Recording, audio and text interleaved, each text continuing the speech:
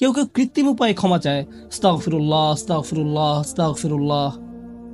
কারো কারো জন্য এটা এত নকল যে একবার আলী রাদিয়াল্লাহু তাআলা আনহু একজনকে এরূপ করতে দেখে বললেন, তোমার ইস্তেগফারেরও ইস্তেগফার প্রয়োজন, এর মাধ্যমে শুধু জিহ্বার ব্যায়ামই হয়, আর কিছু না। আমি এখন আপনাদের এমন একটি বিষয়ের কথা বলবো যা আমাদেরকে আল্লাহর নিকট ক্ষমা চাওয়া থেকে বিরত রাখে। বিষয়টা একজনের কাছে কতটুকু প্রত্যাশা করা হয় তার সাথে সম্পর্কযুক্ত।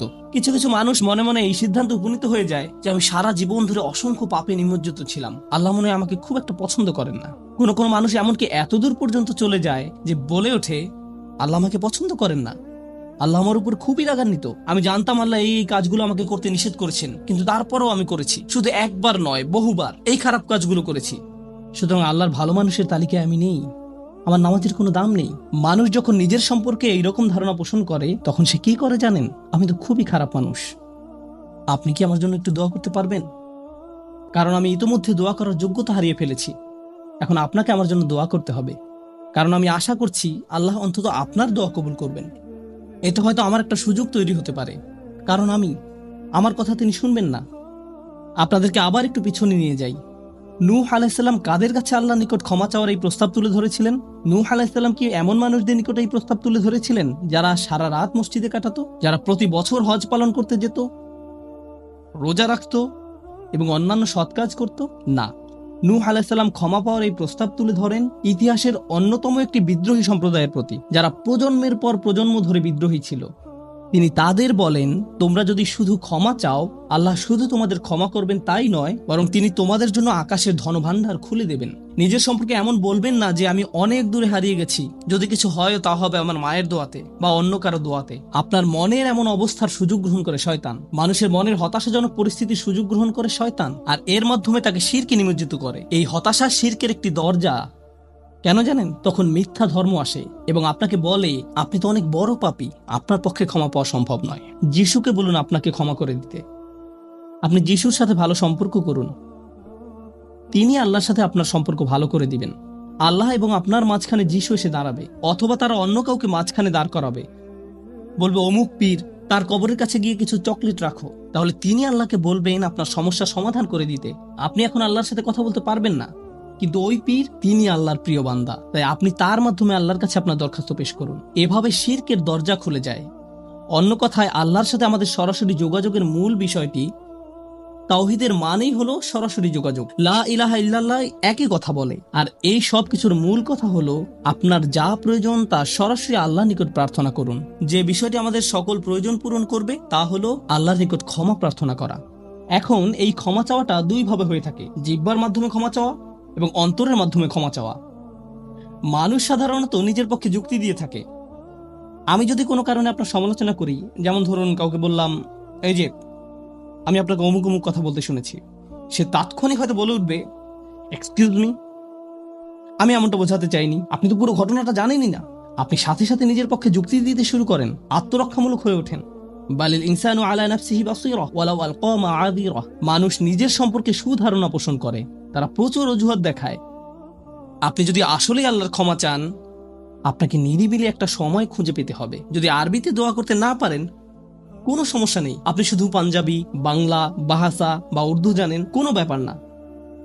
আপনি আপনার নিজস্ব ভাষাতে আল্লাহর সাথে কথা বলুন, আন্তরিকতার সাথে আপনার অপরাধগুলো স্বীকার করুন, কোনো অজুহাত দেখাবেন না। এরকমটা করতে পারা আসলেই কঠিন, কারণ আয়নার সামনে দাঁড়িয়েও আমরা নিজের সাথে মিথ্যে কথা বলি, নিজেকে এভাবে প্রবোধ দেই, আমি আসলে অত খারাপ না, আমি যা যা করেছি তার কারণ আছে। যখন আপনি আল্লাহর সামনে দাঁড়াবেন, নিজের কাজের বৈধতা দেওয়ার কথা ভুলে যান। আল্লাহ জানেন আপনি কি অবস্থার মধ্যে দিয়ে যাচ্ছেন, তিনি জানেন এটা কঠিন সময় ছিল, তিনি জানেন অমুক অমুক বিষয় আপনাকে সম্পূর্ণ গ্রাস করে ফেলেছিল। ইয়া রব, আমি অনেক চাপের মধ্যে ছিলাম তাই মদ খেয়েছি। তিনি আপনার সবগুলো অজুহাত সম্পর্কে আপনার চেয়ে ভালোভাবে জানেন। আপনাকে অকপটে তার নিকট আসতে হবে, ফিল্টার ছাড়া, কোনো দ্বিধাদ্বন্দ্ব ছাড়া, নির্দ্বিধায়, কোনো রকমের বিব্রত বোধ করা ছাড়া। অনেক সময় আমরা নিজেদের পাপ স্বীকার করতে বিব্রত বোধ করি, একরাশ লজ্জা এসে আমাদের জড়িয়ে ধরে। কিন্তু যতক্ষণ না আপনি আল্লাহর নিকট অকপটে সকল পাপ স্বীকার করে নিচ্ছেন, আর এভাবে যখন নিজের উপর যে অন্যায়গুলো এতদিন ধরে করে এসছেন তা আপনি মুখ দিয়ে উচ্চারণ করতে শুরু করবেন, আমার বিশ্বাস করতে কষ্ট হয় যে সে সময় আপনার চোখ দিয়ে কোনো অশ্রু নির্গত হবে না। একজন মানুষের পক্ষে এটা অসম্ভব যে সে আল্লাহর সামনে এভাবে নিজেকে খোলাখুলি উপস্থাপন করবে আর তার চোখ দিয়ে কোনো অশ্রু বের হবে না। কারণ এটা দুর্বলতা প্রকাশের সময়। দুনিয়ার সামনে আমরা সাধারণত নিজেকে শক্তিশালী, আত্মবিশ্বাসী এবং দিব্যি সুস্থ হিসাবে উপস্থাপন করি। সবাই আমাদের দেখে মনে করে সবকিছু ঠিক আছে, কিন্তু ভেতরে ভেতরে যে আমি বহু সমস্যায় জর্জরিত তা একমাত্র আল্লাহ জানেন। আপনাকে সকল জড়তা কেটে তার নিকট সম্পূর্ণ খোলাখুলিভাবে নিজেকে উপস্থাপন করতে হবে, আর কেবল তখনই আপনি আল্লাহর নিকট ক্ষমা চাওয়ার অবস্থানে যেতে পারবেন। তারপর সেজদায় গিয়ে কাঁদতে থাকুন। তখন এটা শুধুমাত্র আস্তাগফিরুল্লাহ আস্তাগফিরুল্লাহ বলার মতো হবে না, এটা হয়ে উঠবে আল্লাহর সাথে একটি সত্যিকারের কথোপকথন, আল্লাহর নিকট সত্যিকার অর্থে পাপ স্বীকার। এটা খুবই শক্তিশালী একটা অনুশীলন, চেষ্টা করে দেখুন। আপনাকে একটা নিরিবিলি সময় খুঁজে পেতে হবে। নিশ্চিত করুন যে কেউ আপনার কথা শুনছে না। আপনার স্ত্রী বিছানায় শুয়ে আছে, এমত অবস্থায় মাঝরাতে ঘুম থেকে উঠে এভাবে দোয়া করতে পারবেন না, ইয়া আল্লাহ আমাকে ক্ষমা করে দিন, কারণ আপনার স্ত্রী তো আপনার দোয়া শুনতে পাচ্ছে। এভাবে করাটা নিষিদ্ধ নয়, কিন্তু একা একা দোয়া করা আপনার জন্য ভালো হবে। মোট কথা, নির্জন কোনো জায়গা খুঁজে বের করুন যেখানে আপনি একান্তে আল্লাহর সাথে কথা বলতে পারবেন। যদি আপনি এক গাদা আরবি দোয়া মুখস্থ করেন যার অর্থও আপনি জানেন না, আর বিড়বিড় করে সেগুলো উচ্চারণ করতে থাকেন, সে দোয়াগুলো অবশ্যই উত্তম এবং শক্তিশালী, কিন্তু আপনার অন্তরের সাথে যদি সেগুলোর কোনো যোগাযোগ না থাকে, শুধু জিহ্বা দিয়ে উচ্চারণ করছেন, তাহলে আপনি আসলে ক্ষমা প্রার্থনা করছেন না। আল্লাহ আপনাকে এই জিকিরের পুরস্কার দান করুন, কিন্তু এর নাম আসলে ইস্তেগফার বা ক্ষমা প্রার্থনা নয়। ইস্তেগফার অন্য কিছু। যখন আপনার চক্ষু খুলে অশ্রু নির্গত হতে শুরু করে, তখন আকাশের দরজা খুলে যায়, তখনই সেটা খুলবে।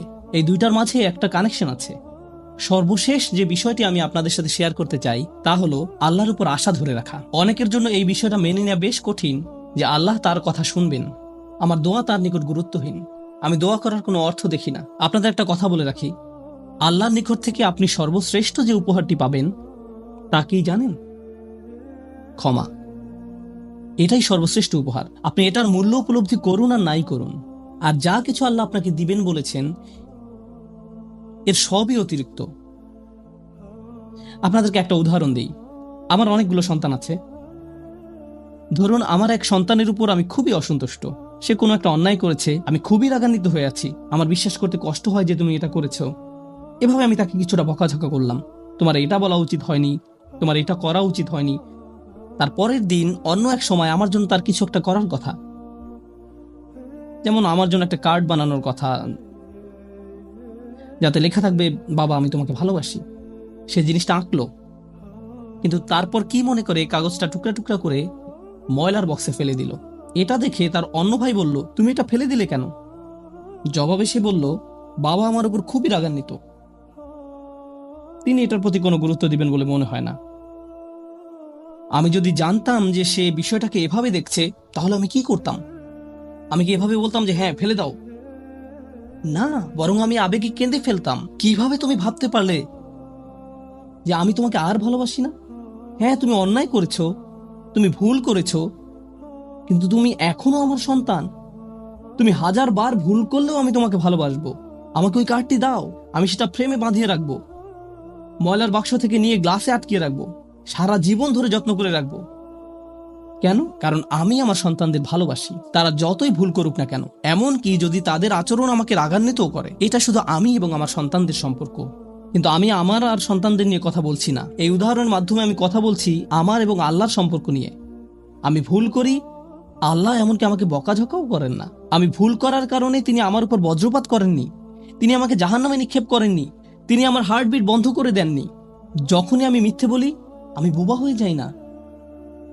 প্রতিবার হারাম কিছু খেয়ে ফেলার কারণে আমার হাত অবশ হয়ে যায় না। হারাম কিছুর দিকে তাকানোর কারণে আমি অন্ধ হয়ে যাইনি। তিনি এখনো দিয়েই যাচ্ছেন। আর আমি কিনা চিন্তা করতে শুরু করলাম যে আল্লাহ আমাকে আর ভালোবাসেন না।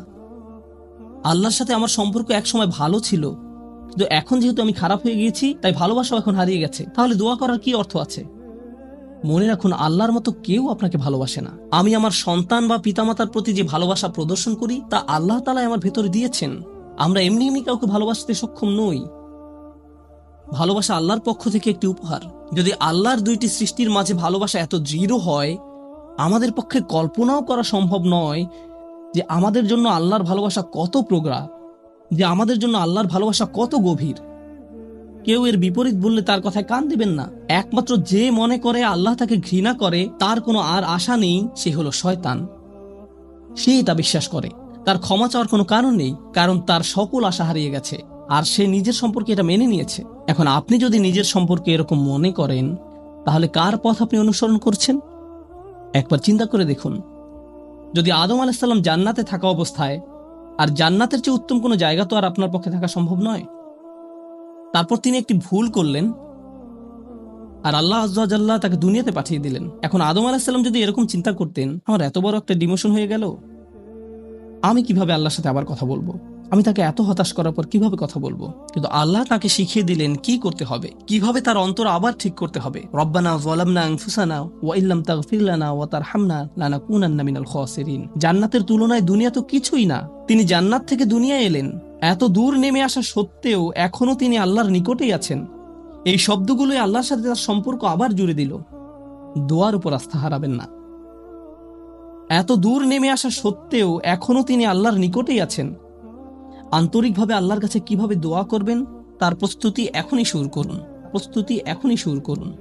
মনে রাখুন, আল্লাহ আপনাদের সবার দোয়া শুনবেন। উজিবু দাওয়াতাদ দাঈ ইযা দাআন, এই ঘোষণাটি রমজান মাসের। আমি আহ্বানকারীটাকে সাড়া দেই যখন সে আমাকে ডাকে। এটা আল্লাহর অঙ্গীকার। আর আমি আপনি 1 নম্বর যে দোয়াটি করব তা হলো ক্ষমা চাওয়ার দোয়া। আল্লাহ আমাদেরকে এমন মানুষে পরিণত করুন যারা সত্যিকার অর্থে ক্ষমা চায়। আল্লাহ আমাদের অন্তরে তার নিকট ক্ষমা প্রার্থনা করার তীব্র ব্যাকুলতা তৈরি করে দিন। আল্লাহ আমাদের অন্তরকে এমন নরম করে দিন যেন আমাদের চোখ দিয়ে অশ্রু নেমে আসে। আমরা যারা তার নিকট ক্ষমা প্রার্থনা করি, আমাদের সবার জন্য আল্লাহ আযজা ওয়া জাল্লা তার রিজিকের দরজা খুলে দিন। সর্বশেষ একটা বিষয় মনে করিয়ে দিতে চাই যে আল্লাহ আযজা ওয়া জাল্লা অনেক পথভ্রষ্ট জাতিকে ধ্বংস করা থেকে বিরত থাকেন। কেন জানেন? কারণ সেখানে এমন মানুষ রয়েছে যারা আল্লাহ নিকট ক্ষমা চায়। শুধু তাদের মাঝে এমন কিছু মানুষ রয়েছে যারা এখনো আল্লাহ নিকট ক্ষমা প্রার্থনা করে। তাদের কারণেই আল্লাহ গোটা জাতিকে আর ধ্বংস করেন না। ইস্তিগফার করা মানুষে পরিণত হন। আল্লাহ আমাদের সবাইকে রক্ষা করুন। বারাকাল্লাহু লি ওয়া লাকুম। আসসালামু আলাইকুম ওয়া রাহমাতুল্লাহি ওয়া বারাকাতুহু।